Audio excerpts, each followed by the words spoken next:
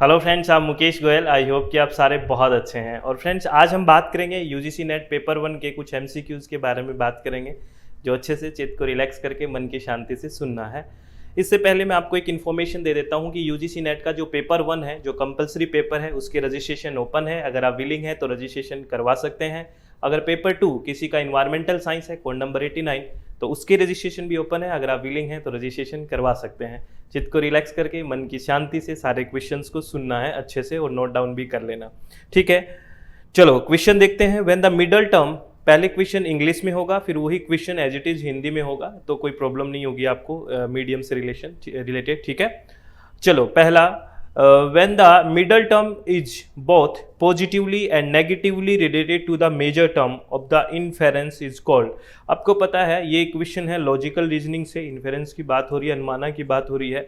तो middle term और major term के रिलेशन के आधार पे कई तरह से डिवाइड किया गया है, ठीक है ना। अगर middle term major term negatively related है या पॉजिटिवली और नेगेटिवली दोनों तरह से रिलेटेड है, इस तरह के कई सारे जो इन्फेरेंस है उसको डिवाइड किया गया है, ठीक है। क्लासिफिकेशन किया गया है on the relation of middle and major term के आधार पे इन्फेरेंस को। तो यहाँ पे ये कहा है कि अगर मिडल टर्म है वो बोथ पॉजिटिवली और नेगेटिवली रिलेटेड है मेजर टर्म से, ठीक है ना, तो इसको क्या कहेंगे, इस तरह के रिलेशन को क्या कहेंगे, तो इसको याद रखना है। इसको कहेंगे अन्वयी यात्रिकी, ठीक है। ये आपको पूरा चैप्टर पढ़ोगे तो बहुत अच्छे से बातें समझ में आएगी फ्रेंड्स, ठीक है। लेकिन इसका आंसर ये है, ठीक है। इसी क्वेश्चन को मैं हिंदी में दिखा देता हूँ।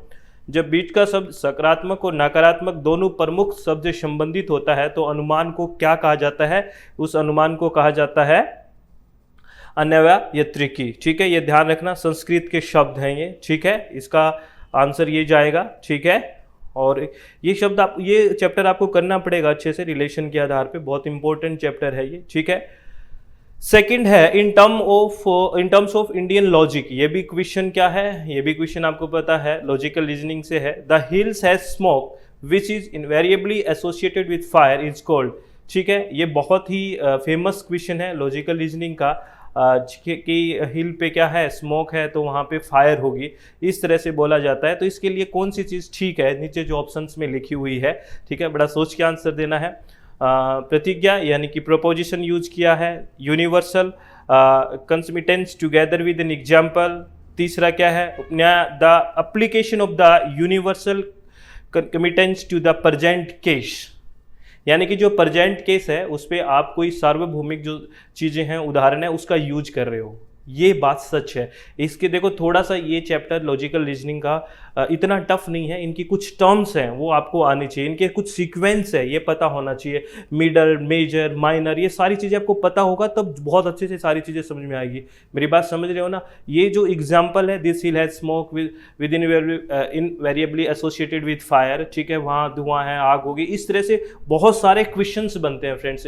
तो यहाँ पे एक इन्फेरेंस का एक पूरा का पूरा अनुमान का एक सीक्वेंस होता है, जिसमें सबसे आपको क्या क्या लेना होता है कि आपने कभी उदाहरण का यूज करा, आपने हेतु का यूज करा, जिसमें मतलब रीजन होता है। ये सारी चीजें स्टेप्स क्लियर होगी तब ये बात आपको क्लियर होगी। तो ये आप कर क्या रहे हो कि उस आपने धुआं देखा, वहां आग होगी, तो आपने कोई सार्वभौमिक एक उदाहरण था, उसका प्रेजेंट केस में आपने यूज किया है। तो इसका सबसे बेस्ट ऑप्शन जाएगा थर्ड, ये राइट ऑप्शन है, ठीक है। बात समझ रहे हो, आपको शायद समझ में आ रही होगी बात, ठीक है ना। चित्त को रिलैक्स करके मन की शांति से सुनना है। ये बहुत इंपॉर्टेंट क्वेश्चन है, ठीक है, इनको नोट डाउन भी करना है। क्या है, भारतीय तर्क के संदर्भ में इस पहाड़ी में धुआं है जो हमेशा आग से जुड़ा होता है, इसको क्या कहा जाएगा। इसको अगर बात करें उपनयन या अपनयन, इसको सही शब्द होता है वर्तमान स्थिति के लिए सार्वभौमिक संप्रत्यय का अनुप्रयोग, यानी कि आप वर्तमान स्थिति के लिए सार्वभौमिक संप्रत्यय है उसका प्रयोग कर रहे हैं। ये बहुत इंपॉर्टेंट है, प्लीज इसको नोट डाउन कर लेना, ये क्वेश्चन आ सकता है, ठीक है।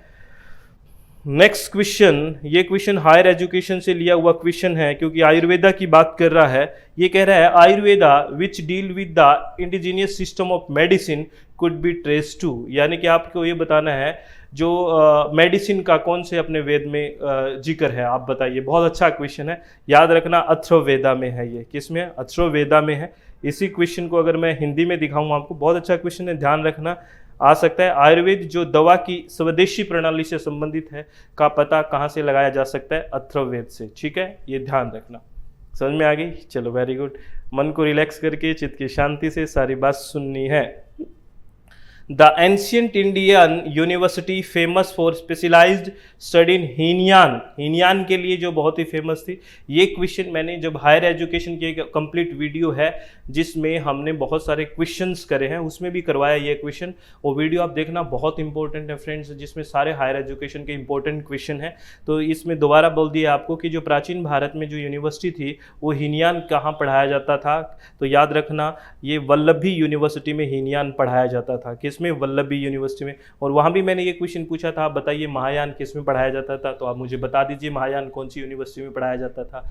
कमेंट बॉक्स में ऐसी बातें कर लीजिए जिससे क्या है सबका डाउट क्लियर हो जाए। हीनयान महायान होता क्या है ये भी बता दीजिए। बौद्ध धर्म कौन सी संगीति में डिवाइड हुआ ये भी मुझे बता दीजिए। सारे क्वेश्चंस बन सकते हैं, तो ये आपको पता होना बहुत ज़रूरी है। हिस्ट्री वाले स्टूडेंट तो बहुत अच्छे से जानते हैं ये सारी बातें, ठीक है ना। हीनयान में विशेष अध्ययन के लिए आपको बताना है प्रसिद्ध प्राचीन भारतीय विश्वविद्यालय कौन सा था? वल्लभी विश्वविद्यालय था, ठीक है। बात समझ में आ रही है? चलो वेरी गुड। नेक्स्ट क्वेश्चन है, which of the following has been the main aim of education during ancient India. प्राचीन भारत के अंदर जो एजुकेशन है, शिक्षा का मुख्य मकसद क्या होता था? ये भी हायर एजुकेशन का है, एंशियंट इंडिया से लिया हुआ क्वेश्चन है। तो आप बताइए मुझे, जो प्राचीन भारत था वहाँ का क्या मुख्य मकसद था? ये मेटीरियलिस्टिक है, ये संसाधन इकट्ठा करना, ये अपनी आवश्यकता फुलफिल करना, ये सोशल वैल्यू बढ़ाना, ये तो आज की बात है। प्राचीन भारत में क्या होता था? इमेनिस्पेशन और लिबरेशन की बात करते थे, यानी कि मुक्ति और निवारण की बात करते थे कि ये मिल जाए हमें। लेकिन आज कहाँ बात करते हैं? आज तो मेरे पास धन इकट्ठा हो जाए, मेरी वैल्यू इतनी हो जाए, सोशल वैल्यू इतना बड़ा हो जाऊँ मैं, ये सब बातें जो मिथ्या है इसके पीछे भाग रहे हैं। मेरी बात समझ रहे हो ना? तो सबसे पहले क्या होता था? लिबरेशन और इम्यूनरेशन की बात होती थी, यानी कि मुक्ति और निवारण के लिए ही शिक्षा का मुख्य उद्देश्य होता था। आपने देखा होगा जब पुराने कुछ आप देखते हो, ग्रंथों वगैरह के बारे में सुनते हो, तो यही बात होती थी, ठीक है ना। मेरी बात समझ रहे हो? चलो वेरी गुड। नेक्स्ट क्वेश्चन, ये भी हायर एजुकेशन से लिया हुआ क्वेश्चन है। ये क्वेश्चन क्या कह रहा है? The open university system need to be introduced in order to expand opportunity of access to higher education, it was emphasised by. ये कह रहा है जो ओपन यूनिवर्सिटी होनी चाहिए और जो हायर एजुकेशन को अच्छे से फैला सके, उसकी अपॉर्चुनिटीज़ बढ़ सके। तो सीधा सा कंसेप्ट बात करें कि ओपन यूनिवर्सिटी जो है खोलने के, जो खुले विश्वविद्यालय हैं जैसे इग्नू है, ओपन यूनिवर्सिटी का जो ये कंसेप्ट आया, किस पे जोर, किसने सबसे ज़्यादा जोर दिया, या कौन से कमीशन ने इसके बारे में सबसे ज़्यादा जोर देने की बात की? तो याद रखना नेशनल पॉलिसी ऑन एजुकेशन है, इसने सबसे ज़्यादा बात की ओपन यूनिवर्सिटी की। बहुत इंपॉर्टेंट क्वेश्चन है, आ सकता है हायर एजुकेशन में बेस्ट क्वेश्चंस में से है ये, ठीक है ना। The national policy on education 1986, ठीक है। समझ में आ गई मेरी बात? चलो, उच्च शिक्षा तक पहुंच के अवसर का विस्तार करने के लिए मुक्त विश्वविद्यालय प्रणाली की शुरुआत की जानी चाहिए। इस पर किसने जोर दिया? शिक्षा पर जो राष्ट्रीय नीति थी 1986 उसने दिया, ठीक है ना। ये ध्यान रखना है आपको। नेक्स्ट क्वेश्चन की बात करें, identify correct sequence of content का जो डिक्रीजिंग ऑर्डर है किसका? कार्बन डाइऑक्साइड एमिशन के डिक्रीजिंग ऑर्डर है की बात करी है, ठीक है ना। जो अपने पास यहाँ पे कॉन्टिनेंट्स दिए हुए हैं, ठीक है ना। Identify correct sequence of continents in decreasing order of their yearly carbon dioxide emission at present.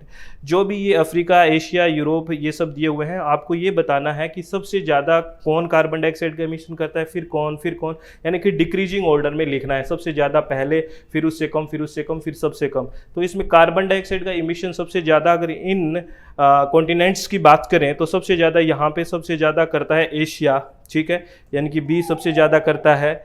उसके बाद अगर बात करें तो नॉर्थ अमेरिका यानी कि डी, उसके बाद करें तो सी यानी कि यूरोप, और उसके बाद सबसे अगर करें तो कौन है? अफ्रीका, यानी कि BDCA, ठीक है, इज़ द राइट आंसर।